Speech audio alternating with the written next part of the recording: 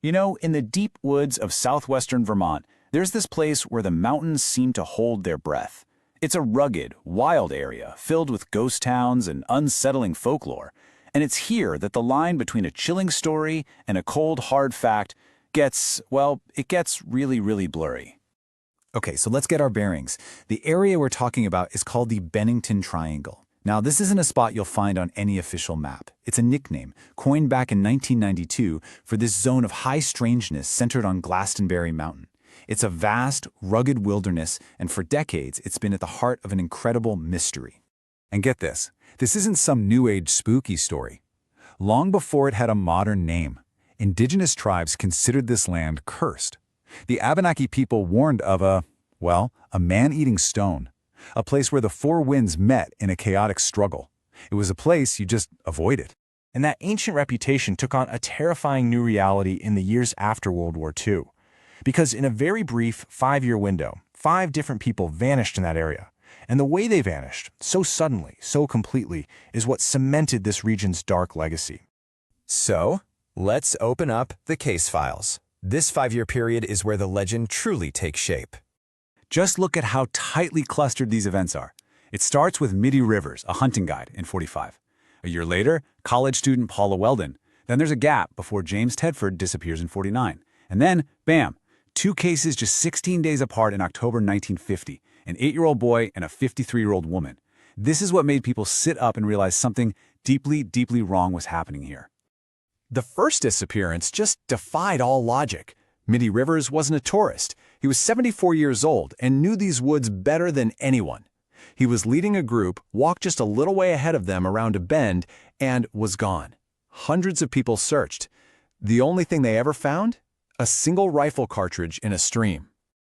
A year later, we get the case that blew this whole thing wide open. Paula Weldon, an 18-year-old student in a bright red coat, goes for an afternoon hike. An older couple was walking just 100 yards or so behind her. They saw her turn a corner on the trail, and when they got to that same corner just moments later, she was gone. No side trails, nowhere to go. She just vanished into thin air. But if you think that's bizarre, this next one is almost impossible to wrap your head around because it didn't even happen in the woods. James Tedford, a veteran, was on a bus with 14 other people. They all saw him get on, they saw him sleeping in his seat, but when the bus pulled into his stop in Bennington, his bags were still there, but he wasn't. How does someone just vanish from a moving bus? Then, in the fall of 1950, it's like whatever was happening went into overdrive. 2 more vanishings in just 16 days. First, 8-year-old Paul Jepson disappeared from his mother's truck. Then, Frida Langer. Now, she's the only one who was ever found, but that just made things weirder. Her body turned up 7 months later in a field that had already been searched from top to bottom. So, you've got 5 people gone in 5 years, under the most bizarre circumstances you can imagine. How in the world do you even begin to explain something like that? The theories that popped up were just as wild as the landscape itself. I mean, that was the million-dollar question for authorities, right? With no signs of foul play, no bodies, pretty much no clues at all. Where do you start? The explanations basically fell into 3 camps, ranging from the perfectly logical to the profoundly strange. Okay, so the first and most rational theory is pretty simple. The wilderness itself. You have to remember, this isn't some manicured city park. This is a vast, unforgiving, and truly wild place. And yeah, proponents of this theory have a point. It's huge. It's full of old logging roads that go nowhere, swamps, and thickets. It's totally plausible that someone could get lost and simply never be found. In fact, some skeptics say the real mystery isn't why 5 people disappeared, but why more people haven't gone missing over the years. But then, of course, there's the much darker possibility that this wasn't an accident. Some people believe a serial killer was stalking the woods, an unknown predator, sometimes called the Bennington Ripper. On one hand, the timing does feel deliberate, doesn't it? 5 people in such a short span seems like more than a coincidence. But the theory starts to fall apart when you look at the victims. There's no consistent profile, different ages, different genders, and, the real kicker, not a single shred of physical evidence of foul play was ever found. So if it wasn't the woods, and it wasn't a killer, well, that's when people's minds started going to some really wild places to find answers. For a lot of people, the total lack of evidence doesn't point to natural causes, but to something else. You've got everything from those ancient legends of a man-eating rock to modern reports of strange lights in the sky, UFOs, and even a local Bigfoot-type creature called the Bennington monster.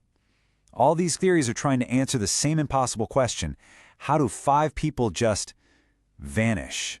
But okay, let's step back from the folklore for a second. Because while the mystery is absolutely fascinating, these tragedies had a concrete, undeniable impact on the real world.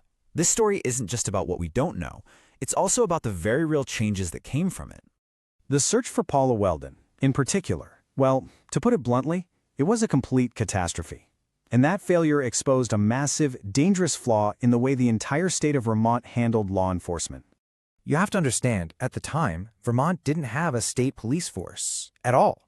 Law enforcement was just this patchwork of 14 different county sheriffs, each doing their own thing.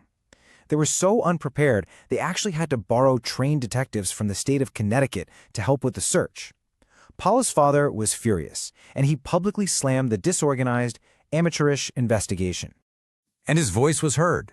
Just 7 short months after Paula Weldon walked into those woods and never came out, the state of Vermont took decisive action.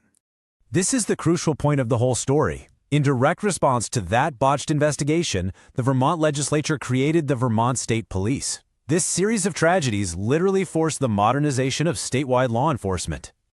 So, while we love to talk about the curses and the monsters, this is the tangible, undeniable legacy of the Bennington Triangle. The most profound outcome was the creation of a system designed to make sure a tragedy like this would be handled so much better in the future. And that leaves us with a final, incredible thought. We may never know for sure what happened to those 5 people, but we know for a fact that their loss wasn't entirely in vain. So what if the greatest mystery of the Bennington Triangle isn't what happened to the lost, but how their tragedies forged a lasting legacy of safety for everyone else? Sometimes the answer to a great mystery isn't a solution, but a revolution.